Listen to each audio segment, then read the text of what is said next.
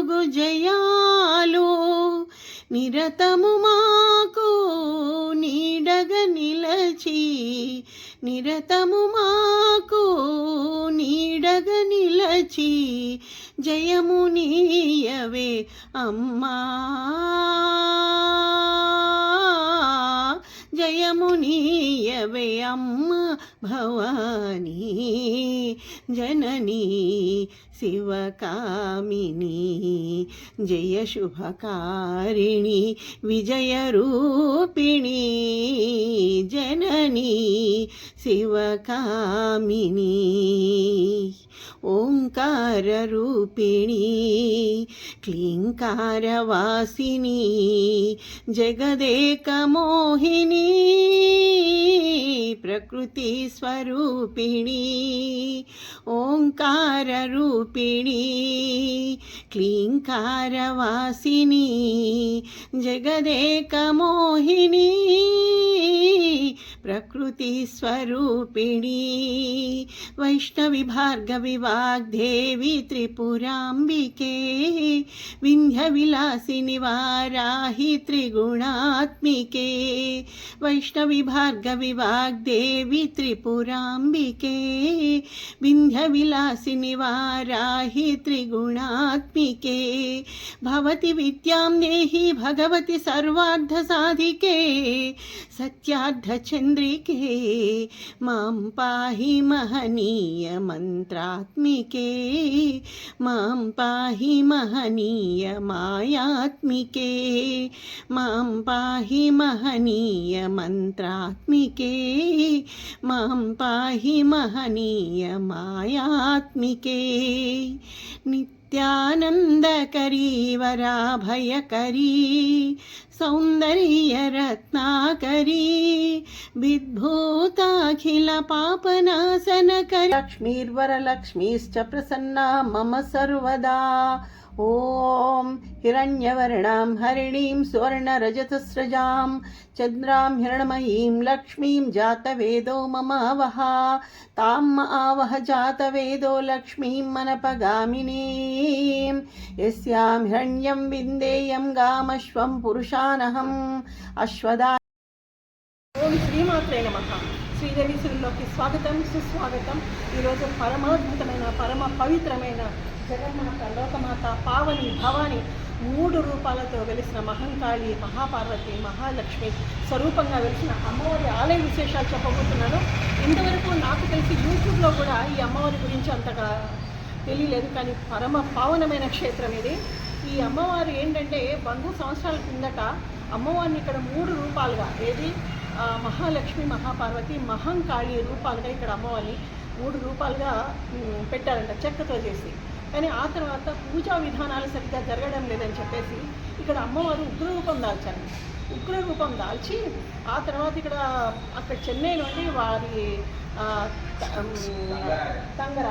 తంగరాజన్ అనే గురువు గారిని ఇక్కడికి పిలిపించేస్తే వారు చెప్పారంటే అమ్మవారు చాలా ఉగ్రరూపం దాల్చింది, ఇక్కడ ఇలా చేయాలని చెప్పేసి ఆ 3 చెక్క రూపాల్లో ఉన్న ప్రాణాన్ని తీసుకొచ్చి ఈ అమ్మవారి రూపాన్ని ప్రతిష్ఠ చేసి ఇందులో ప్రాణాన్ని నిక్షిప్తం చేశారంటే ఇక్కడ ఎంత అద్భుతంగా ఉంది చూడండి.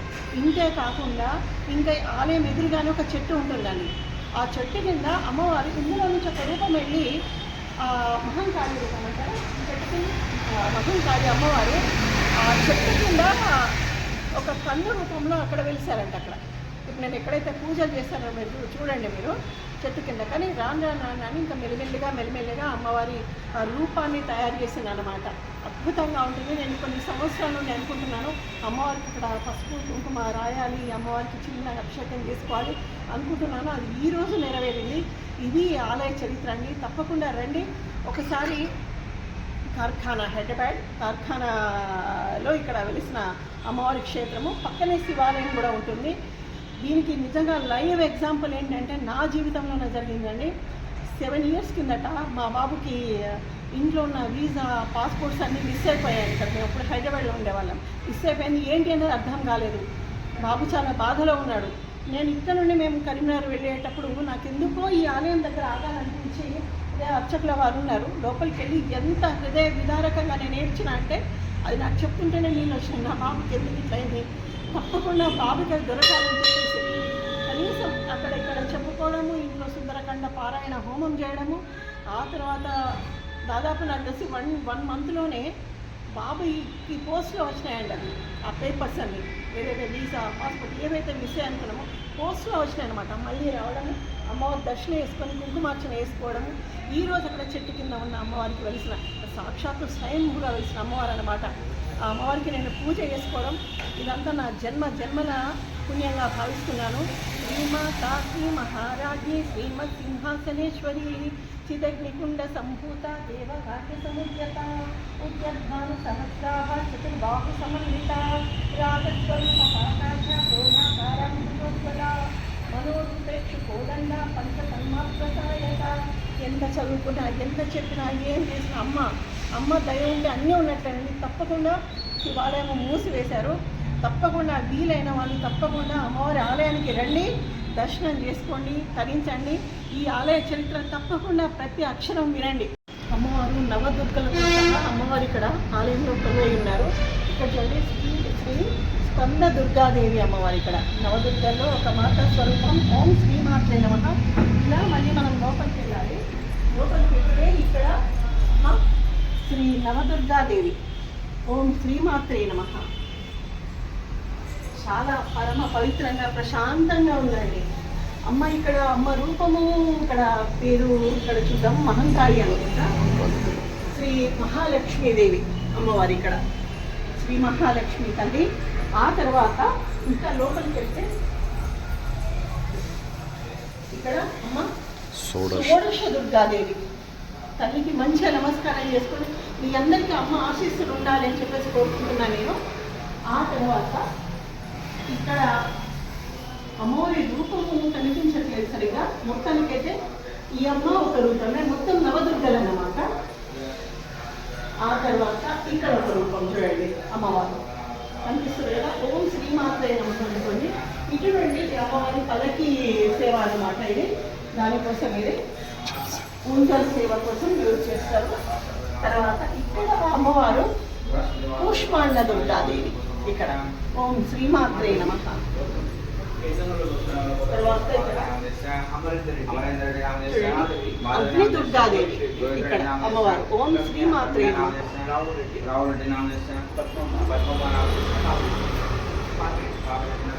ఇక్కడ ఒక అమ్మవారు. మొత్తంగా మనకు నవదుర్గలతో సహా అమ్మవారు ఇక్కడ వెలిసి ఉన్నారు. మీరు ఆ చరిత్ర చదివితే ఇమ్మీడియట్గా మీరు రావాలి, దర్శనం చేసుకోవాలి అని అనిపిస్తుంది మీకు. అంత అద్భుతమైన ఆలయ చరిత్ర. నాకు తెలిసి చెట్టు కింద ఉన్న అమ్మవారిని కానీ ఇక్కడ కానీ అసలు ప్రపంచానికి ఎవరు తెలియచెప్పిన వాళ్ళు లేరు. మాకు అర్చకులు సహకరించారు కాబట్టి ఆ జన్మల పుణ్యఫలంగా, ఎందుకంటే అమ్మవారి ఉపాసన చేసినందుకు నాకు అమ్మవారి కానుకగా భావిస్తున్నా ఈ వీడియో. తప్పకుండా చూడండి. పక్కనే శివాలయం ఉంటుంది అని అది సమయం మించిపోయింది కాబట్టి మూసేశారు. నందీశ్వరుడు కనిపిస్తున్నాడు కదా మీకు, అది ఇది అన్నమాట. చెట్టు కింద నేను పూజ చేశాను, చూశారు కదా మీరు. అద్భుతం అన్నమాట, అద్భుతం పరమాద్భుతం. ఈ మట్టి ఎంత పవిత్రమైంది అని అంటే కలుసుకుంటేనే ఒళ్ళంతా పులకరించిపోతుందండి. తప్పకుండా ఈ వీడియో అందరూ చూడండి, దర్శించండి, తరించండి. శ్రీమాత్రే నమః.